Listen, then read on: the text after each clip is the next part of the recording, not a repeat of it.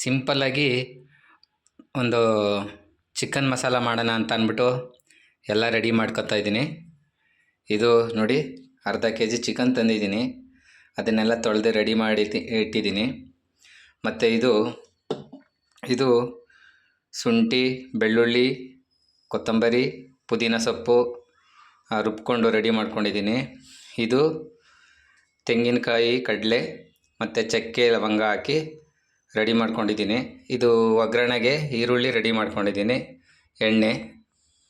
ಎಣ್ಣೆ ಇದೆ. ಇವಾಗ ಅದನ್ನು ಚಿಕನ್ ಮಸಾಲಾನ ಮಾಡೋದು ಹೇಗೆ ಅಂತ ಅಂದ್ಬಿಟ್ಟು ತೋರಿಸ್ತೀನಿ ನೋಡಿ. ಈಗ ಸ್ಟವ್ ಹಚ್ಚಿದ್ದೀನಿ. ಸ್ಟವ್ ಹಚ್ಚಿ ಅದ್ರ ಮೇಲೆ ಒಂದು ಬಾಣಲಿ ಇಡ್ತಾಯಿದ್ದೀನಿ. ಅದಕ್ಕೆ ಎಣ್ಣೆ ಹಾಕ್ತಾಯಿದ್ದೀನಿ.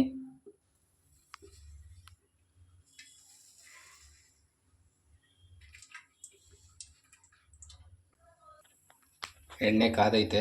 ಅದಕ್ಕೆ ಈರುಳ್ಳಿ ಹಾಕ್ತಾಯಿದ್ದೀನಿ.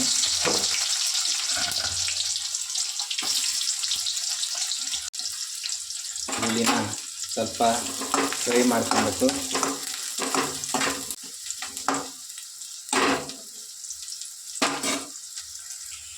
ನೋಡಿ, ಈರುಳ್ಳಿ ಫ್ರೈ ಆಗ್ತಾಯಿದೆ. ಅದನ್ನು ಸ್ವಲ್ಪ ಬ್ರೌನ್ ಕಲರ್ ಬರೋ ತನಕ ಫ್ರೈ ಮಾಡ್ಕೊಳ್ಳೋಣ. ಈರುಳ್ಳಿನ ಸ್ವಲ್ಪ ಫ್ರೈ ಮಾಡ್ಕೊಬೇಕು. ಅದು ಬ್ರೌನ್ ಬರೋ ತನಕ ಫ್ರೈ ಮಾಡ್ಕೊಳ್ಳೋಣ.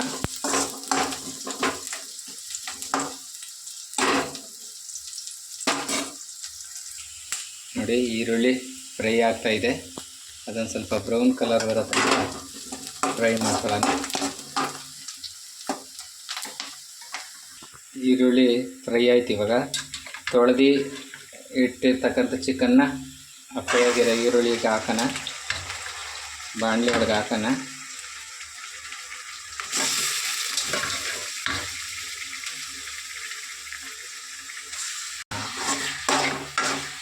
ಕೈಯಲ್ಲಿ ಚೆನ್ನಾಗಿ ಸೀಸೋಣ.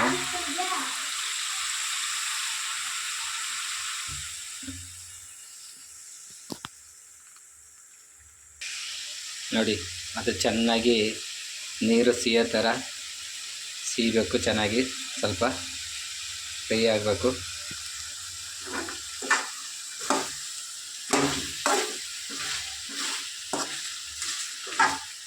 ತಿರ್ಸ್ಕೊಳ್ಳೋಣ. ನೀಟಾಗಿ ಚೆನ್ನಾಗಿ ತಿರ್ಸ್ಕೊಳ್ಳೋಣ. ಅದೊಂದು 5 ನಿಮಿಷ ಚೆನ್ನಾಗಿ ಸೀದ್ಮೇಲೆ ನೀರೆಲ್ಲ ಸ್ವಲ್ಪ ಸೀದ್ಮೇಲೆ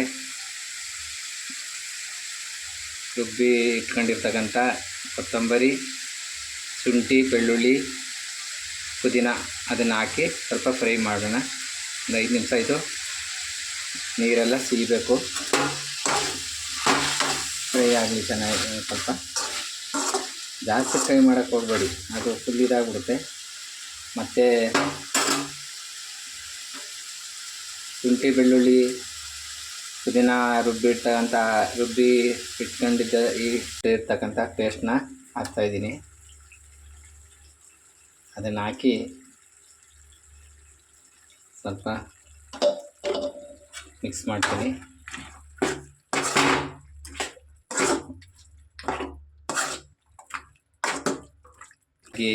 ಮಿಕ್ಸ್ ಮಾಡಿದ್ದೀನಿ.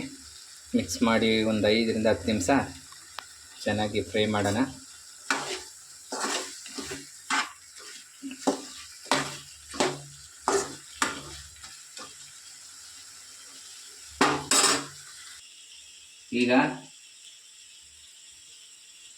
ಈಗ ತೆಂಗಿನಕಾಯಿ ಮತ್ತು ಕಡಲೆ, ಚಕ್ಕೆ, ಲವಂಗ ಎರಡನ್ನೂ ರುಬ್ಕೊಂಡಿದ್ದ ಮಸಾಲೆನ, ಖಾರನ ಹಾಕ್ತಾಯಿದ್ದೀನಿ. ಹಾಕಿ ಅದನ್ನು ಚೆನ್ನಾಗಿ ಮಿಕ್ಸ್ ಮಾಡೋಣ. ಮಿಕ್ಸ್ ಮಾಡ್ತಾಯಿದ್ದೀನಿ ಚೆನ್ನಾಗಿ. ಹಾಕಿ ಚೆನ್ನಾಗಿ ಮಿಕ್ಸ್ ಮಾಡಿದ್ದೀನಿ. ಇದೊಂದು 5 ರಿಂದ 10 ನಿಮಿಷ ಇದನ್ನು ಚೆನ್ನಾಗಿ ಸ್ವಲ್ಪ ಫ್ರೈ ಮಾಡಿ ನಿಮಗೆ ಎಷ್ಟು ಬೇಕೋ ಅಷ್ಟು ಮಿಕ್ಸ್ ಮಾಡ್ಕೊಳ್ಳಿ. ನೀರನ್ನು ಮಿಕ್ಸ್ ಮಾಡ್ಕೋಬೋದು, ಇಲ್ಲಾಂದರೆ ಈ ಥರನೇ ಇರ್ಬೋದು.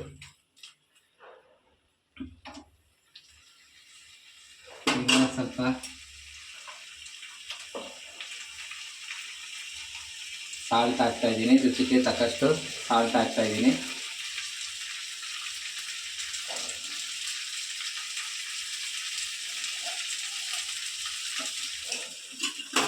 ಸಾಲ್ಟ್ ಹಾಕಿ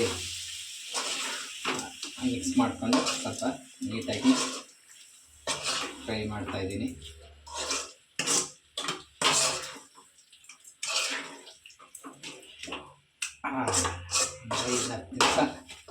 ಅದನ್ನು ಸಣ್ಣ ಉರಿಲಿ ಅದನ್ನು ಫ್ರೈ ಮಾಡ್ಕೋಬೇಕು 5-10 ನಿಮಿಷ. ಅದಾದ್ಮೇಲೆ ನೋಡಿ ರೆಡಿ ಆಗೋಯ್ತು ಚಿಕನ್ ಮಸಾಲ. ಇದನ್ನು ಮುದ್ದೆಗೆ ಮತ್ತು ಚಪಾತಿಗೆ ಹಾಕ್ಕೊಂಡು ತಿಂದರೆ ಸೂಪರಾಗಿರುತ್ತೆ. ಟ್ರೈ ಮಾಡಿ ನೋಡಿ ನೀವು.